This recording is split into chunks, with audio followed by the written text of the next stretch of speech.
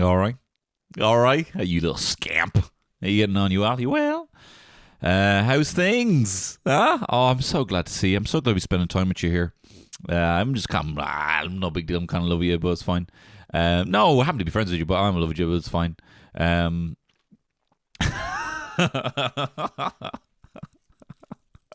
kind of in love with her, but it's fine. I need to write that in something. We're best mates. I'm in love with her, but it's fine. Just someone who's like, just has it out there, just completely out there. I'm in love with her. She doesn't love me. It's fine. I'm just happy to be around her, friends with her and stuff like that. Look. Would I rather not be friends with her at all? No. So of course I'd rather be friends with her, and not, even though she's not in love with me. Anyway, I'm in love with you. Although I can't see you. I can't see you very well because I'm a sound file. All I can see is your lovely ears. Let me get in there. Let me get right up in there. No, ear holes. We're having aural. Here, download my aural sex ASMR. Should I? No, that's a bad idea. I won't do that. I'm not going to do that.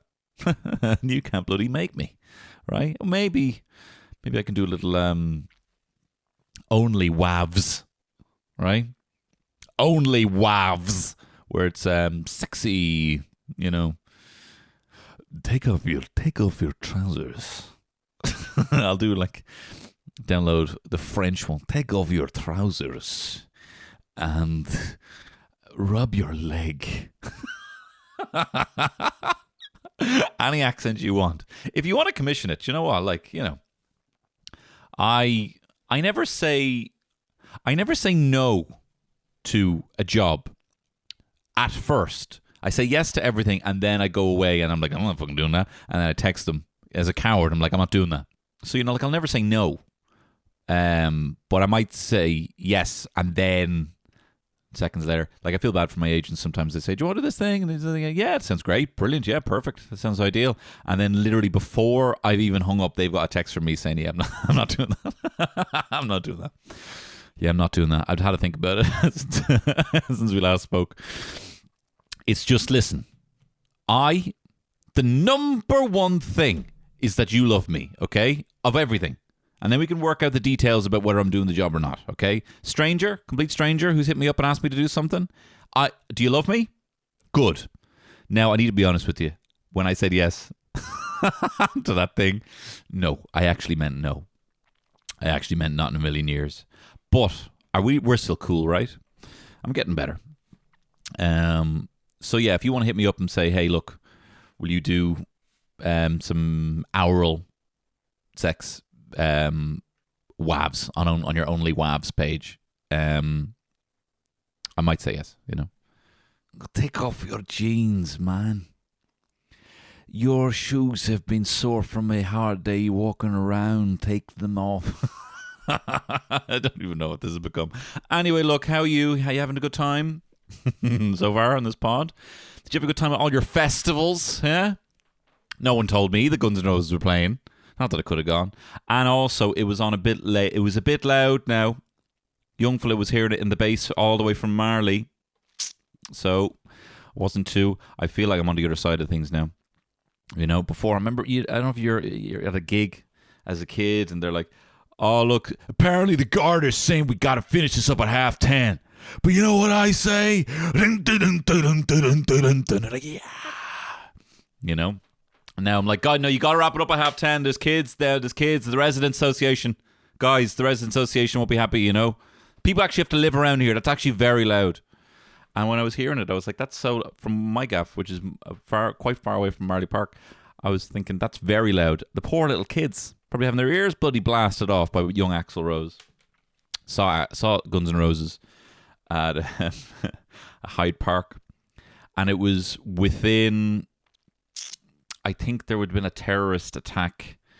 Terrorist. Well, yeah, terrorist, but not like a bit one of the shit ones, like a car one, like shit as in they did a bad job, they did a bad job. Not to say that there's a grade, no, you know what I mean? I'm not saying there's good ones, and well, I have said the fact that I said it was a bad one. A mild A mild? People still died. I shouldn't have fucking... Anyway, look, there was a terrorist... An awful thing happened. There was a terrorist attack. I think a young fellow went into a bar and started stabbing people. And Axl Rose came out on stage dressed in a full Union Jack suit with a top hat. You know, well, he had his little waistcoat. So he had his, you know, a midriff, a little Union Jack waistcoat and a top hat. And he says, this song is for this song is for the victims of the awful attack, you know, in London. And then he starts singing My Michelle, like down, down, down, down, down, down. Your daddy walks in porno now that mama's not around. Like, this is crazy. This is a crazy tribute. This is a crazy tribute, you know? Your daddy walks in porno. What a banger My Michelle is. Best gig ever saw. But now I'm older. And my young fellow was trying to get to sleep. Didn't seem to faze him whatsoever. But I was like an eagle-eyed hawk looking at the little monitor, and he's like, he's still awake. It's that fucking Axl Rose. Goddamn Axl Rose won't shut up. Anyway, I tell you, it was all your bloody festivals that you were at were hitting me fucking hard, hitting me right in the ghoulies this week because I was in hospital. If you must know. I'm fine. I'm not totally fine. I'm fine. I have an infection.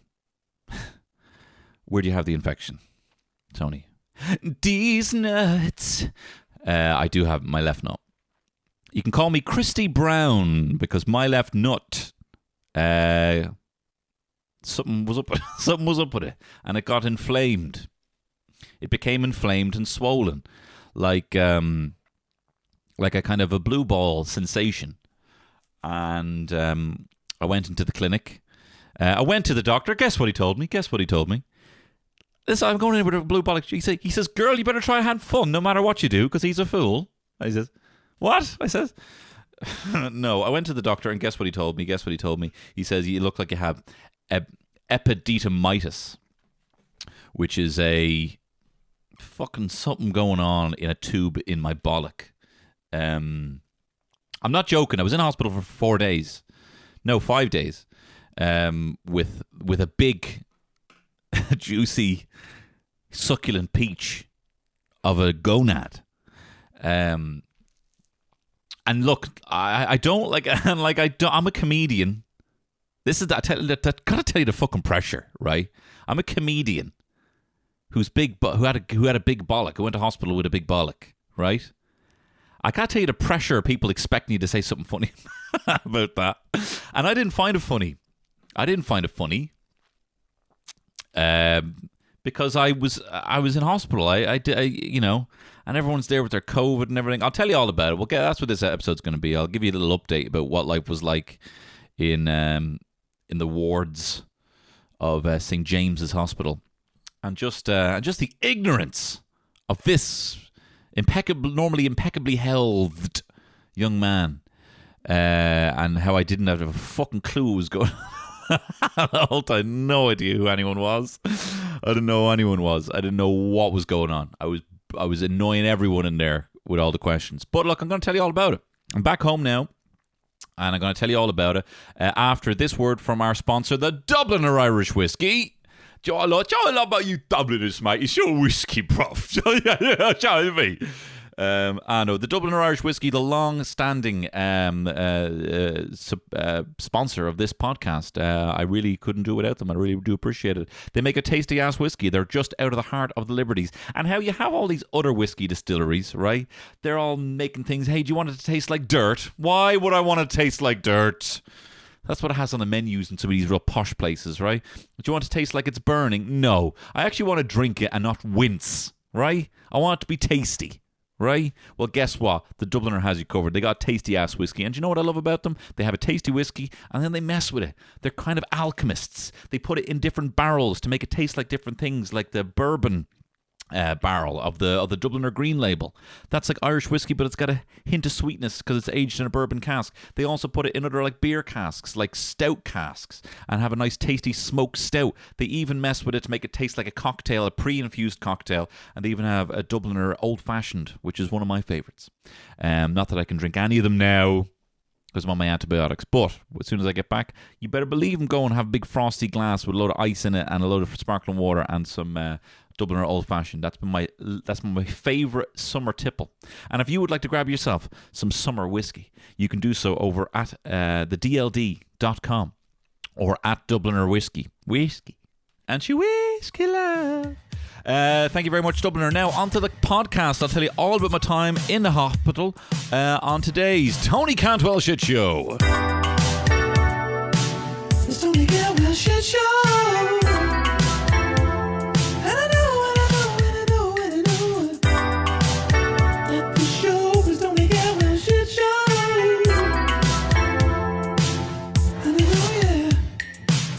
That just scandalous, and you know the motherfucking scandalous, and you check at that thing like do the bitch in your ass so devilish. Oh, that was Cisco there with Thong Song. Look, how you doing? So look, I was look, I had a big ball. Okay, I had a big ball. All right, I got a big nut. Well, you never seen a guy with a big nut before, huh? It's getting smaller. It's huge. It's big. It's big. It's big. It looks like I have. It looks like my scrotum now has a ball, beside it. Do you know what I mean? But that is the original ball. Do you know what I mean? Look, maybe you're lucky enough to have never seen a scrotum before. But if you haven't, like a gay woman, maybe you're lucky enough. But it looks like the left ball, my left nut, Christy Brown, is the size of what my scrotum ceased to be. And, look, we all have a good laugh about it. I'll tell you what happened. And also, I will tell you this as well. Now that I have had epididymitis, I am now pivoting away from comedy and going into the far more lucrative field of health influencing. So far more lucrative. So now I'm gonna be only exclusively speaking about epididymitis. Okay, so I know I've got gigs coming up. Other Side Festival. Ivy Gardens coming up. Sorry, bro. These are now my speaking arrangements as an epididymitis activist. Activist? What's it called? You can raise awareness for something. I'll find out. It's my new calling. I'll find out what it is. But, I'll be on, Ireland AM or the 6 o'clock show being like, look, enough is enough. That's my tagline. Enough is enough. Right? You need to talk to your sons. Talk to your friends on WhatsApp. And ask them if they got a nut bigger than you or not. Okay? We need to be talking about this. We have to be talking about me. We need to be talking about me. Okay? You got boys out there. And they don't know if their fucking nut is the normal size of the other nut. Okay? They have to be talking about me.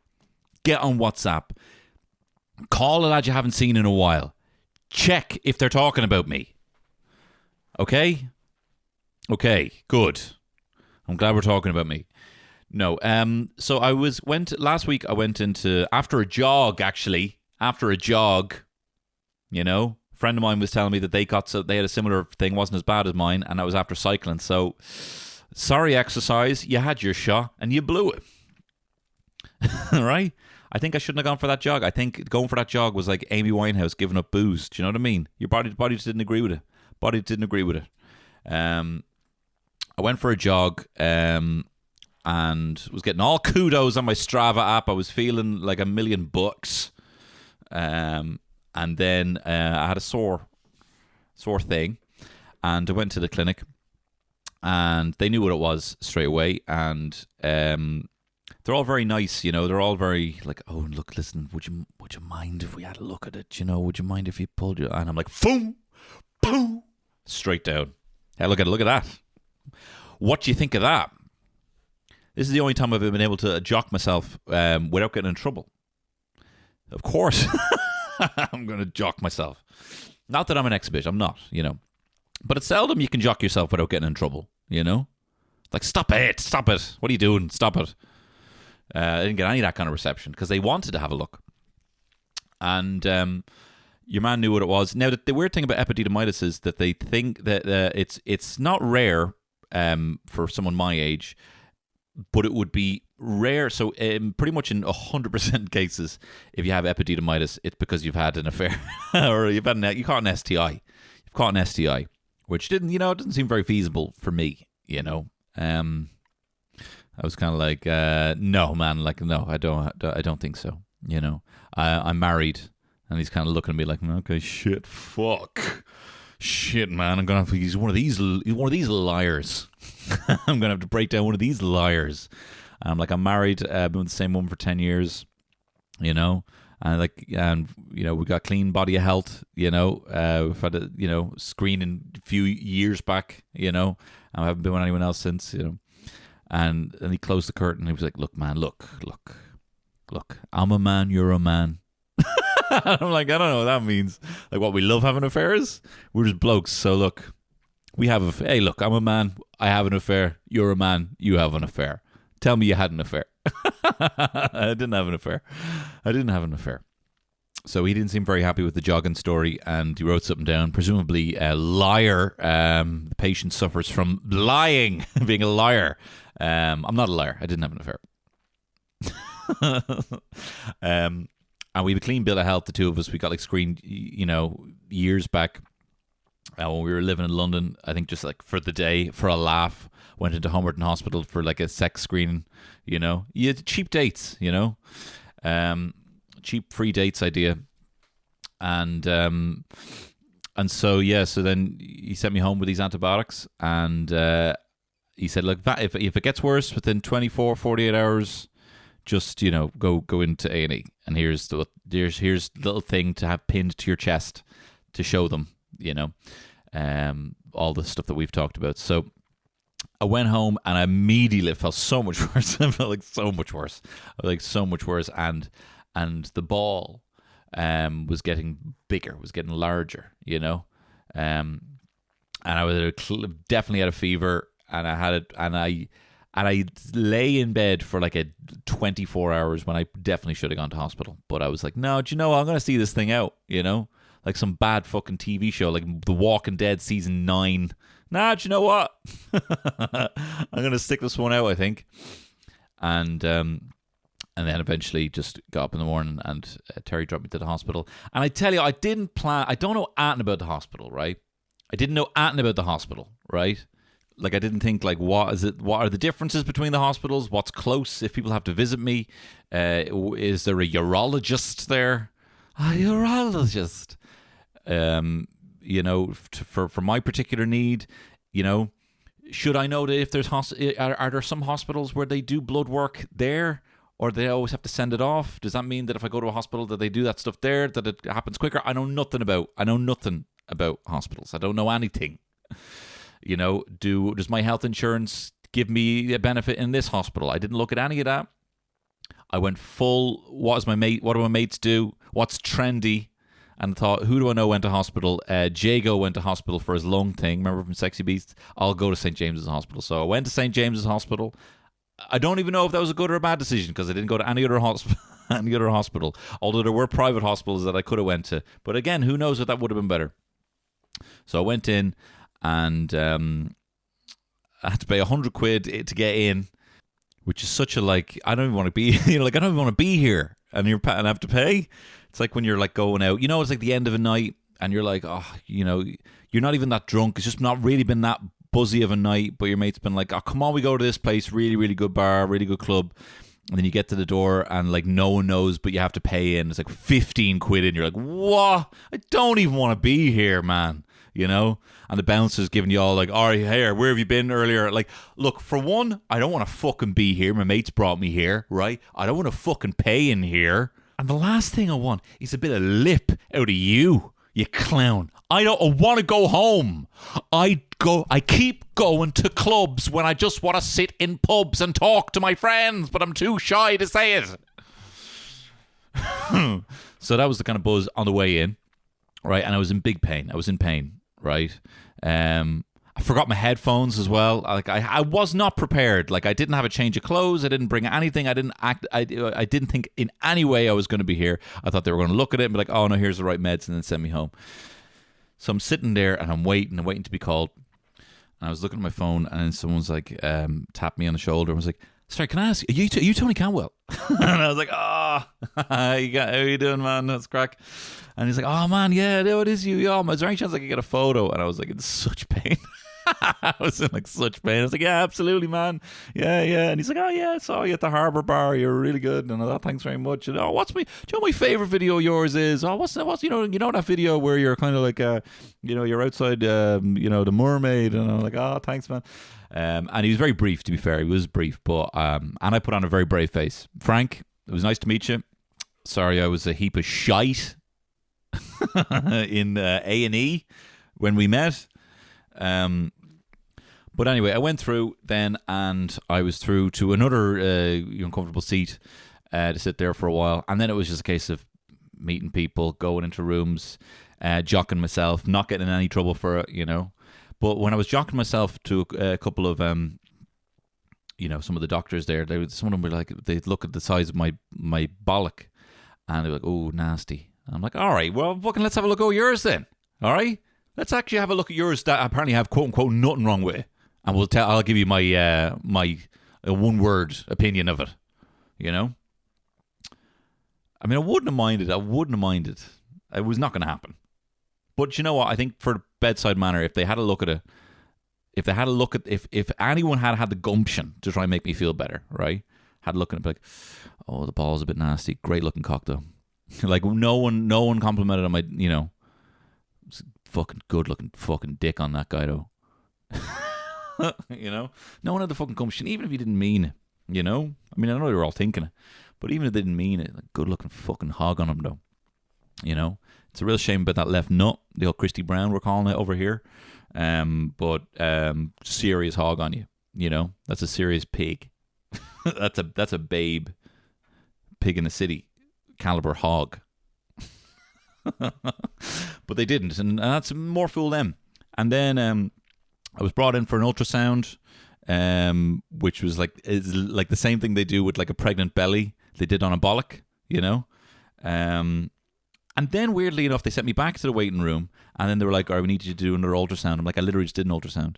And they're like, "Oh, let me check." And they're like, "Oh, maybe they just want to have a look again." And I'm like, "Do you have lads behind that fucking curtain snickering?" "Yeah, could you send them in again, please?" That is one fucking Christy Brown on that cunt. My left nut. Anyway, so after a bit of faffing, they brought me up to the ward in a wheelchair, which was fun. And then they gave me a bed, which was nice. I got to rest my bollock, which was nice. Terry came to visit me. I got to feel like a baby, which was nice. Sometimes it's nice to feel like a baby with your wife. And she was rubbing my head, brought me my switch, loads of snacks. Nurses were asking if I want a cup of tea, and I'm like, "Yeah, cup of tea for the baby here. Absolutely, babies love tea. Can I check her bloods? Absolutely. Yeah, I'm a baby, so of course you can." So there was a bit of a novelty to feeling like a baby within the first night, but then the next morning, the chatting to just I just didn't know who anyone was, right? I didn't know the difference between the doctors, the nurses, the intern nurses. The lad I was like, someone was sweeping. I'm like, "Sorry, can I get more painkillers?" And he was like, "Look at the fucking brush in my hand. Like, what about this situation makes you think I'm a doctor?" Like, I'm like, I don't know. I don't know what a doctor does. I just want to get 600 points and leave, and that's all I know. So it was all very confusing. But anyway, then I got to meet my other inmates, and I tell you what, I was in there with 5 other L lads, right? And let me tell you about the over 80s that I didn't realize. None of them have headphones, right? They all have the latest smartphone, but with no headphones, or it's just a conscious choice. They are not using the headphone. And there was a lad across from me, and I didn't realize it's by the sounds of things, it seems like they all have TikTok now, right? Or TikTok videos have just migrated over to Facebook video, right? Because this lad, he couldn't stop watching these fucking like short. I don't know if you've seen them on TikTok. They're like short movie plots. They kind of tell the story of a movie really quickly, but like with fucking broken robot English, Like, there was a man, he was a lawyer. He would always tell a lie to win the case. His son made a wish that he could never lie for 24 hours. And I'm like, liar, liar. And it was really annoying, but I ended up making a game into it, you know. There was a man. He saw a woman who was drowning in the river. He saw the mask, and he felt the mask. The mask. You got it, Tom. You got to make these harder, bro. You got to make these harder. And then it's like, there was an opera scene. There is a terrorist attack in an opera in the Ukraine. And there is a man shooting bullets in backwards time. And I'm like, I actually haven't seen Tenet. Tom, bro, I haven't seen Tenet. Will you turn that off? I haven't seen that one, bro. You know, but what other movie? You know, there was a man. He was a mobster. He had a son who was going legitimate, and then he got shot, and then he became the boss of the mob family. You know, it was really annoying. It was really annoying. This guy as well. Let me tell you this. This is the most Irish thing you've ever heard in your life, right? This guy was having an awful time. He was getting sick constantly, getting sick into a little bag constantly. 80-odd-year-old man, right? He was having an awful time. He hadn't eaten in days, and then they administered him to hospital, and he'd lost a shitload of weight. And they didn't really necessarily know what was wrong with him. And then also, they couldn't really give him anything to eat because he had to have surgery, and his surgery kept getting pushed back. Eventually, when I was in this day with him, right, 5 days, this guy hadn't eaten anything. He hadn't had food or water in 5 days. He'd just been on these kind of like drips, right? So they came around, and they were asking what people wanted for lunch. And I actually had ordered this like chicken soup. The chicken soup was like cream of chicken soup, which was just like this gelatinous thing, which I was actually getting a kick out of. It was the sort of food I used to have in like 1992. You know, cream of chicken soup. So, but I can only really eat it once. And they asked him what he wanted, and I'm like, yeah. So his surgery had been postponed, so this day he was actually allowed to eat. So they're like, what do you want? And he's like, do you know what? I had that soup before. It's just very thick. Is there any chance you could just get like a stock cube and crumble it into like a thing of water, and I'll just sip on that? And the lady was like, sorry, no, we can't do that. Sorry, look, this isn't like how you have it at home. Giving him a bit of guff, like, this isn't how you have it at home, right? It's kind of like not whatever you want. It's just a menu, right? And I'm sure they get guff all the time, so whatever. You know, it's probably tough enough for them. And he's like, no, like just a stock cube. And she was like, didn't, you know. And then he called the nurse and was like, look, I'm really just looking for like a stock cube in, you know, a thing of water. And like she was like, look, sorry, it is just soup you can have, right? And so I thought, right, fuck this, right? I'm going to step in, because I'd actually been down to the Londis downstairs. And I saw that they had like some basic groceries, and they had including that like cup of soups, and they had like stock cubes. So I popped my head in, and I was like, hey, look, what's the crack? I saw they have stock cubes down in the Londis, right? I'll grab you one. What do you want? Do you want chicken or beef? And this man who had not eaten in 5 days said to me, Londis, have you seen the fucking prices in Londis? He wouldn't take it. He hadn't eaten in 5 days. And he wouldn't accept a free stock cube because I was going to buy it in Londis because of the prices in Londis. He might die. Like, he was going to die. He might die. If that isn't the tightest Irish thing ever. Chap would literally hadn't eaten in a week, and he's all like, no, if it's from Londis. No, if it's from Londis. I was finding out all sorts about him. And then I had this lad. This man, oh my God, he must have been, now, the best intentions in the world, right? Gift of the gab, this guy. But he was a quantum punisher. Like, he was on another level. He was on multiple planes at once, and he had no experience. Time dilation did not affect this man's brain when it came to punishing and talking, right? He's a firefighter. And I was like, he just asked me, right, where am I from? And I said, grew up in Marino. And then he spent about 20 minutes trying to tell me the road in Marino where his granddaughter bought a house. And I was like, all right, yeah, you know. And I was just kind of like, all right, yeah. You know, that was the height of my involvement in the conversation. All right, yeah. And like, I couldn't go anywhere because I was bedridden. So he would stand at the end of my bed and kind of lean over me, right? And just tell me and talk at me. And he was telling me, he's a firefighter, And so, like, to be fair, when it came to like punish and chat, it was on the more interesting side that I've had, but it was still completely unwarranted, and I didn't like it. He was telling me that, how is this for some punishing kind of preamble, right? He says, "Would you like to hear the official or the unofficial story behind the Stardust?"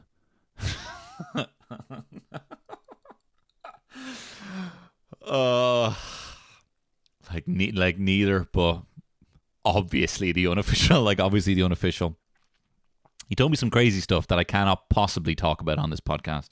That sounds like maybe true that I can't talk about here.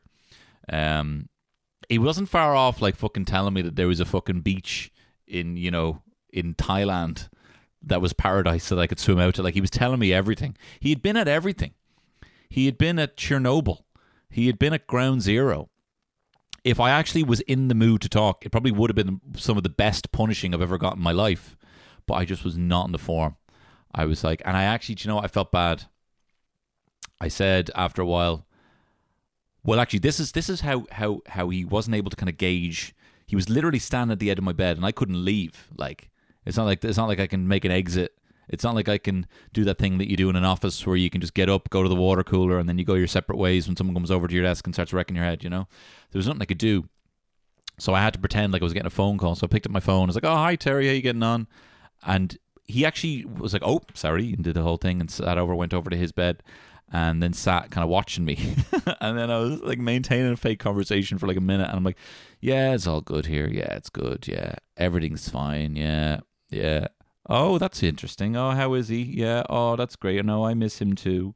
Okay, look, great. Well, look, hopefully I'll see you later. Okay, look, love you. Bye, bye, bye. And then I hung up and then I started looking at my phone. And he was over. He took that as like, well, this call's over. Walked straight over, showed me his phone, a phone that was far too cumbersome for him to. He went to his Google Photos, started showing me photos of him at Ground Zero, at Chernobyl.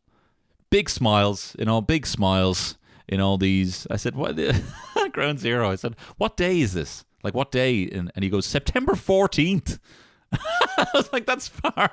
That's like, what, 3 days after? That's insane." And it's like him and all these firemen kind of smiling. Not to judge. I don't know how people, experience trauma. But he was showing me all this, and I had to just be like, "Look, man, look, I'm gonna get back to this if that's all right." And just looked at my phone, and he goes, "Oh, look, no bother at all. I'm sure you don't want to be talking to the doddery old fuck," he says, and I'm like, "Gee, man, like I feel bad now. Don't be like that." And he's like, "Oh no." So he didn't talk to me then again after that. He didn't talk to me. I just, and I felt bad. And then as well, didn't make things, that he was always just sitting. I couldn't seem to close my curtain all the way. There was one ringlet missing from my curtain to close it all the way around. And he would always sit right where that gap was, just looking at me. So I had to like position things on a tray to kind of block my eyes from him. But look, everyone's nice, and the nurses were lovely. But Jesus Christ, is it fucking tough in there? Oh my God, is that a long job? And then having people burning the ear off you. There was a lad just came into the fucking. I could hear him just coming into the ward, and they're like, "You can't come onto the ward here." And he's like, "I'm looking for someone." And then he's like, "Do you mind if I smoke here?" And they're like, "What, you fuck?" Like having to deal with that shit.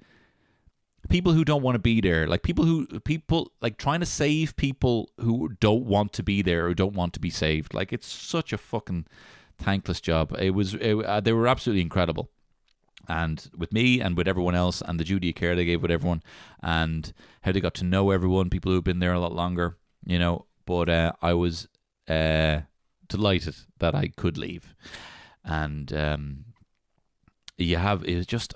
I was so bummed. I was so bummed out. Like, I can't even tell you. Like, I would start notes folders and be like, "Fucking this is shit," Thank God I had fucking TikTok to prevent me from writing a manifesto. Although you wonder if Hitler had had TikTok, would he actually, could it have saved, would he have written Mein Kampf? Did he only write Mein Kampf because he was in there with a pen with nothing else to do, if he'd had a switch, would he have just been like, I guess Mario's my thing rather than genocide? You can't say that. You should be saying that. But I tell you what, I think I was in a dark, I'm not going to lie, I was in a fucking dark place. I was wound up by everything. I was sad. I didn't like myself. I didn't want to do anything. I had the ability to shower. I still did shower, but it really took all my fucking energy to fucking muster up the courage to do that. I didn't want to change anything. I wanted to stay in bed. Even though I could have walked up and down the halls, I just lay there. I was a sack of fucking shit. And I was in such bad form. And I didn't like myself. I didn't think I'd ever come out and do a podcast again. I thought that everything was over. I thought that my career was over. I just felt, I still feel a bit fucking vulnerable. I still feel a little bit like I don't have my confidence back to talk normally to other people. I can't maintain eye contact coming out. I just feel weird. I feel a bit shook by it. I'm not going to lie. But like, it's not the worst thing that's happened. It's a very random, fairly innocent thing for my fucking bollock to inflame. But just being away from everything. And also, I tell you the other thing. Looking at my phone for about 40 hours didn't do me any help. I mean, it passed the time. But reaching the absolute dregs of TikTok and Instagram, I deleted a shitload of apps off that because I'm like, I just couldn't. There was nothing. I kind of spent 40 hours. You have all these fantasies, right? You have all these fantasies that if, like, I kept saying if I broke my leg, I'd play this game, right? I think I played half an hour of Mario, and that was it. I just didn't want to do anything. Like, I didn't read any comics, really, I didn't read anything. I just spent the whole time on my phone. So I think I'm kind of done with the mindless browsing. And I'm also, something that scared me as well was when they were asking me, well, look, you can send you home, but, you're going to have to take it easy. And then I kind of thought about what my life is, and it's more or less fucking just sitting there on my fucking phone or sitting here at this desk. And I like sitting here at this desk because I get to record this podcast, but I have to be far more active. I was there with 2 tubes in my wrists, feeling like a fucking sack of bones, and seeing how fleeting it all is, and seeing all those owl lads in there. And they couldn't, between a lot of them, muster up someone to visit them. It's just like it'll all go, and it'll happen quick. And this is my first time in a hospital.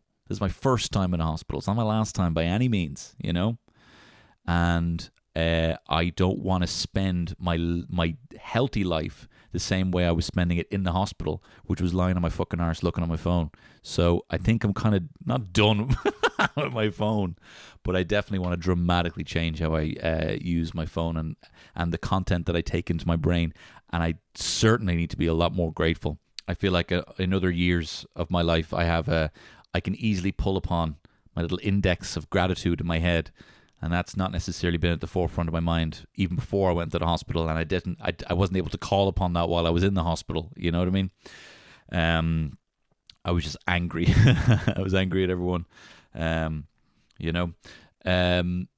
So I do need to do that. And yeah, as I said, I don't need to be living my life outside a hospital like I was inside hospital, just lying there. So I need to be fucking getting up and just moving my body. And if I'm not going to try and do something with what I have now, like this is quote unquote peak physical health, and that's not good enough for me anyway. I'm probably being a little bit too candid here, but anyway, look, I'm grateful to be out of the hospital, and I'm grateful that my Deez nuts are the best nuts. I'm thankful that my nut is getting smaller. So I am going to leave you with that. Thank you very much for listening. Thank you very much for your very kind, supportive words. Thank you very much to the supporters of my podcast. And I'm sorry that I missed on Friday. This Friday is going to be a great episode, don't you worry. A couple of dates if you're at Other Side Festival in Slane, mate. Next Sunday, I'll be performing there, about 4 or something there. It'll be a lot of fun. 21st to the 24th of July, I'm going to be at the Paddy Power Comedy Festival. 4 gigs across those, so come check it out. Tony Cantwell on Ticketmaster, and also on September 17th in Vicar Street is a live Tony Cantwell shit show back to school special. If you came to see the other Pony shows, this is a different show if you'd like to come to that. And if you bought tickets for Pony, that's not what this is now. But you'll still have a great time. So do check that out. Next week, we're doing Old Wives' Tales over here on the pod next Tuesday. Be sure to come back for that. And I want to thank the sponsor of this week's podcast, the Dubliner Irish Whiskey. Take care. All the best. Look after your nuts. We need to be talking about this. Enough is enough. And all the best. Bye-bye.